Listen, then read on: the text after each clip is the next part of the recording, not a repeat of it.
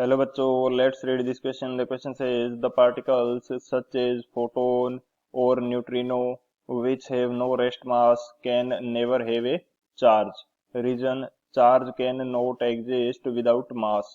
Option first, both assertion and reason are correct and reason is the correct explanation of assertion. Option second, both assertion and reason are correct but reason is not the correct explanation of assertion. Option third, assertion is correct but reason is incorrect.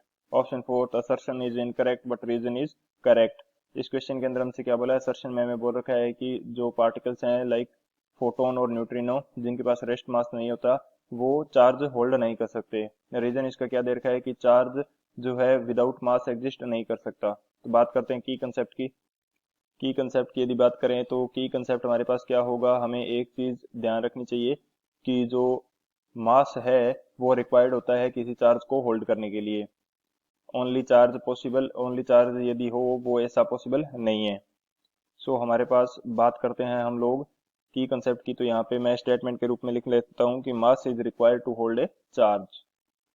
Mass is required mass is required to hold a charge. एक charge को hold करने के लिए मास required होता है.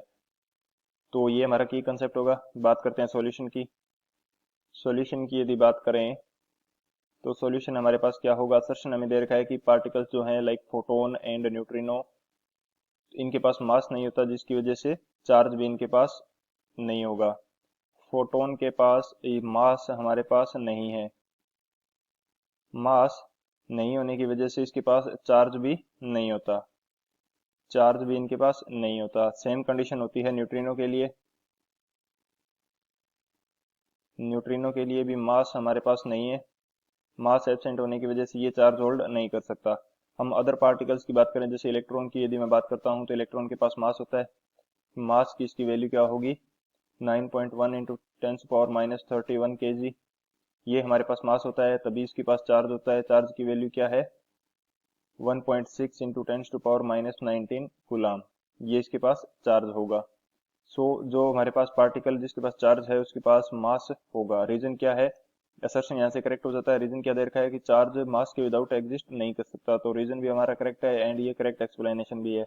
यदि मैं बात करता हूँ कि ऐसी कंडीशन हो सकती है कि हमारे पास मास हो लेकिन उसके पास चार्ज ना हो, यानी कि मास विदाउट चार्ज एग्जिस्ट कर सकता है लेकिन चार्ज को मास चाहिए. सो असर्शन भी करेक्ट है, रीजन भी करेक्ट है एंड रीजन जो है करेक्ट एक्सप्लेनेशन भी है. तो कौन सा ऑप्शन हो जाएगा? जो ऑप्शन फर्स्ट है ए, both assertion and reason are correct and reason is the correct explanation of assertion. So option A is the final answer. I hope you understood it well. Best of luck. Thank you.